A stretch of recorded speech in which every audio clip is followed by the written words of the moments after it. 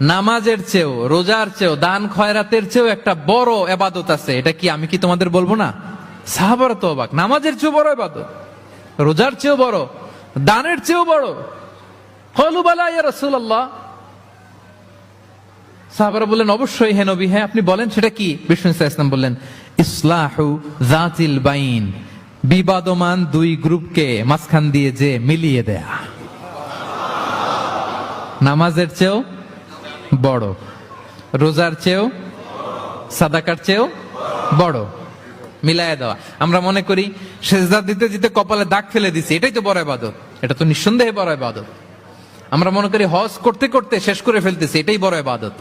জিকির করতে করতে আমরা দিনরাত এক করে ফেলতেছি, এগুলো তো নিঃসন্দেহে ইবাদত। কিন্তু দুই ভাই বিবাদমান দুই গ্রুপের মধ্যে আপনি যদি মিলিয়ে দেন, এগুলো নফল রোজা, নফল দান, নফল সালাতের চেয়েও বেশি সওয়াবের কাজ। পড়েন সুবহানাল্লাহ।